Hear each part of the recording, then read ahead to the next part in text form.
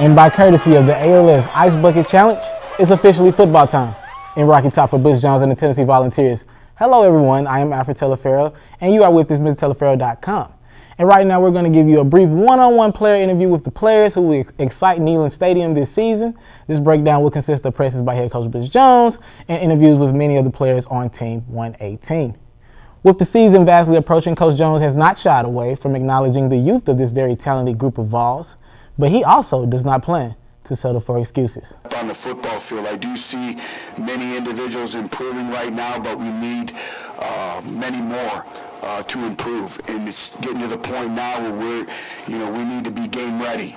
And we're not there yet on either side of the ball, nor special teams, but we'll continue to develop. But it's the small details, a lot of big plays given up on defense were just quite simply misalignments. And it's a game of inches. And it may be the will linebacker 1 yard off his alignment, and that leads to a big football play. And everything is about getting lined up, but we had too many misalignments, too many assignment breakdowns, and we're not doing much schematically. As we all know, a football won't go too far unless the person under center is in control of the offense. That's why when Butch Jones made the announcement that Justin Worley will enter the season as the starting quarterback, it was only to few a surprise. Here's that announcement in reaction from all three quarterbacks vying for that position. In terms of the quarterback situation, Justin Worley will be our starting quarterback, and moving forward, he's earned the right to be the starting quarterback at the University of Tennessee. And as we know, being the quarterback at Tennessee is a global position. It's worldwide, and it comes with a lot of standards and expectations behind who your quarterback is. And Justin has earned the right. I thought Nate Peterman and Josh Dobbs have taken great strides as well in moving forward, and they'll continue to compete. As we know, you're one snap away, and we found that out last year, and I expect that position group to continue to battle and continue to compete. But right now we think Justin Worley gives this football team, this football program, the best opportunity to win. I was thankful. I was excited too. Just excited for the opportunity to go out and represent this great university and have another chance to be the starter. I think anytime you're the backup quarterback in any position, any level of sport, any level of football, you've always got to be ready because it's a crazy game, and definitely anything could happen in this game, as showed last year for us. So got to always be ready, and I'm going to go and support Justin also because he's done a great job of really winning the position. I mean, he did a great job this camp, and I'm really happy for him. Coach called us into his office this morning, and he announced it to us one-on-one, so we got a chance to meet with him and talk to him about this upcoming season. And of course, I'm extremely happy for Justin. I wish him all the best this season. My goal is still to come out, still to compete every day, treat every practice as if I'm the starting quarterback, continue to compete, and push him to be the best quarterback he can be. Worley showed the most consistency out of the three quarterbacks, and that's why he was deemed the starter. Now for Dobbs and Peterman, Coach Jones said there's still an ongoing battle to be the number 2 guy on the depth chart. That battle is just as important as any battle the Vols have going on right now, as we've seen all three quarterbacks in action last season due to injuries to Worley and Peterman. Now those quarterbacks will need someone to throw it to, and at the wide receiver position, the Vols have depth that Tennessee hasn't seen in years. Though a lot of young talent, with a couple returning starters from last season, the Vols should be able to give secondaries across the country fits with the speed and raw talent present throughout the receiving corps. Don't believe those receivers already? Let's hear a few of those receivers discuss the transition to college, what they're providing to the Vols, and more. Well, I got good parents back at home, so they kept me really humble during the process, and then coming in just having a mindset just to get better and just getting around the guys and just trying to contribute any way I can. Transition for you from going from high school and now being just here in Tennessee? Yeah, I feel like our players and our coaches have really made the transition more easy than than it should have been. They've done a great job of bringing everyone in and showing us the ropes. And I think that as long as us freshmen keep buying into the program and just building our habits as a program, that the transition should just keep on progressing and being easy. Staying focused is easy. Coach Jones preaches it all the time, just staying focused, not getting mentally fatigued, knowing your assignments. MAs are like a sin around here, so you got to know your assignments, everything you do. And, of course, I stay focused just because I want to be the best I can be with anything I do. With class going on, that's going to be a big adjustment as well. How is that? How big of an adjustment is that for a student athlete? For a student athlete class, it's just it's an adjustment because you gotta manage your time better. You gotta still get in, watch film, and get better and critique yourself. But you also have to do your best in school too, get those A's and B's. Now today, Coach named Justin Worley as the starting quarterback for the wide receivers. What was that announcement like for y'all? What was your first feeling? The first feeling for that was just as a receiver, we got one role, that's to catch the ball and know our assignment. So whoever was going to be named starter, it still wouldn't have had like a big effect on us. Difference for you from this season from last season? Just being comfortable with the offense and just getting better with my craft. It's been great, you know, playing the game I love all over. You know, it's a great feeling, you know, being around my guys, and, you know, I'm just ready to work hard each and every day and just, you know, better my game. What's the difference you see in this team from last season? Everyone buying in, they're willing to want to. We're a player-coach team. Having a year in this offense, we're able to, you know, what's what to expect things, so we can easily help coach the younger guys. And I just think all around we got depth, we got, you know, better playmakers, and we got explosive, you know, all around. So when one man go down, we got another man filling him in. I'm over that game. I use it as motivation going to that South Carolina game, and, you know, each and every day, you know, I may replay that moment in my head every now and then, but, you know, I'm over it. I don't let that break me at all. I let that make me as far as motivation for this past year, for this season. But, you know, regardless, you know, that's just a play that just kind of, you know, was a fluke play as far as my effort, but I plan on making up for it. Yeah, Peg Howard was speaking to that Georgia game last season where he was just inches short of scoring the go-ahead touchdown for the Vols. Howard told me he's excited to be back with the Vols and will use his speed to his advantage. Speaking of speed lining up for the Vols, the running back position is always a point of emphasis at Tennessee. Tennessee will enter the season with much needed depth at that position, with as many as 7 running backs slated to fill spots. Senior Marlon Lane and freshman Jalen Hurd are set to be the 2 main guys in the backfield. Let's hear about their relationship and the competition at the position. In the running back room, you look to your right, look to your left. You might see them today, but you don't know if you're going to see them the next day. You know, and I could say that we got a lot of depth and a lot of talent in our room, and we're going to work with it. In practice, we like to motivate each other. We'd like to try to lead and, you know, be a leadership role on this team and come out and just try to push these guys every day. He's been here this is his 4th year, so I definitely look to him as a leader, and you know, I'm really glad I have him here with me. He's a great leader. You know, I look up to him a lot. I look at his running style. You know, I really, you know, we feed off of each other a lot. Those running backs will be needed to move those chains, but also one of the glue pieces for Tennessee offensively will be that tight end position. Vols will look to rely heavily on the likes of Ethan Wolf and Daniel Ham, who are both freshmen at the University of Tennessee.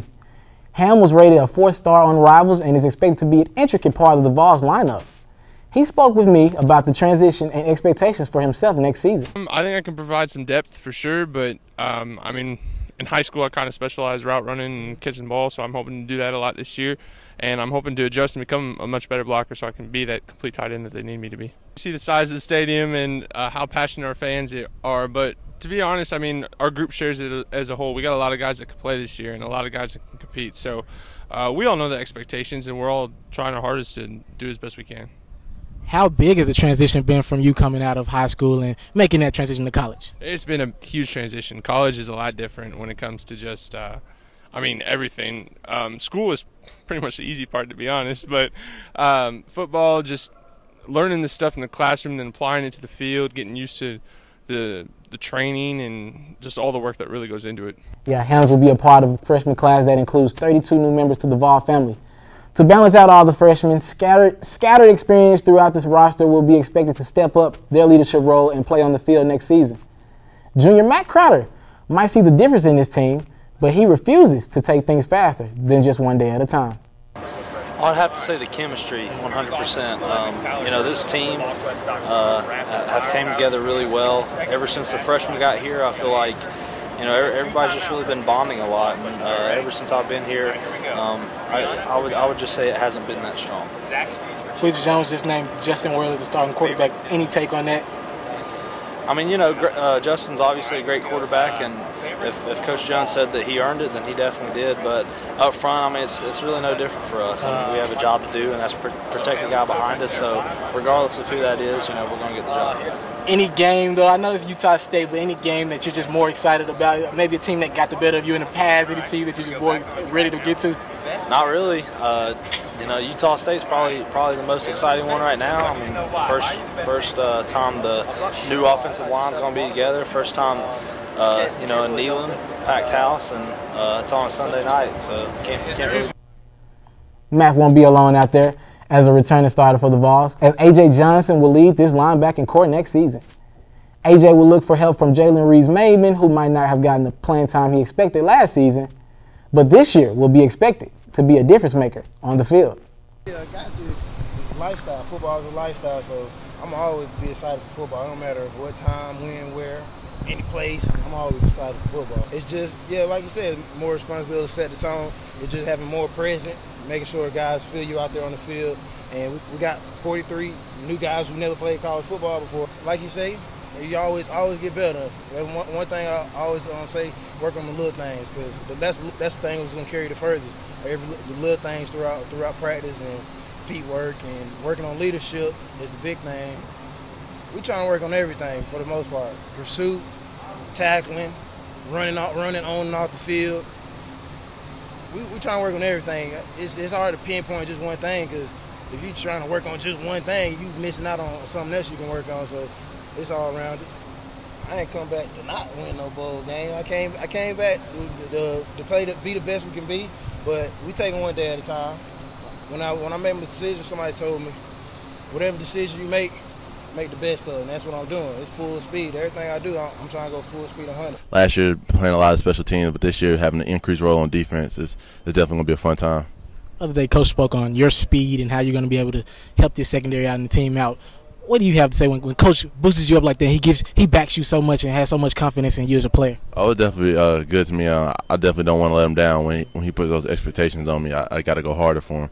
How big has he been just overall with you, and how instrumental has he been in your success and your growth as a player? Oh, it's definitely great. He stays on me a lot. He's always pushing me every day. So it's kind of a good thing, because I know he hasn't forgot about me. So as long as he's keep talking to me, I know I got something to work for. With those two leading the linebacking core, the Vols will look to get after opposing team's quarterback a little more this season. But in order to do that, the Vols will need protection from that defensive line, a defensive line that seems more focused than ever. I mean, just like with handling the offensive line, I mean, you can't focus on the play without handling the man in front of you. So I mean, our first and main focus is Utah State, and I mean that's what we're working towards right now. With games like Alabama and Florida slated on the schedule for you, how do you stay focused on Utah State? Well, let's just be honest about it. They're not the biggest name on the schedule, and you have those big SEC rival games. How do you stay focused? Oh yeah, I mean every opponent is a big opponent. Mm-hmm. I mean you can't take anybody for granted. I mean Utah State, I mean they're a good team, but I mean we're prepared for them. Now for you, what do you think you can provide for this team, and what would be the difference from last season for you?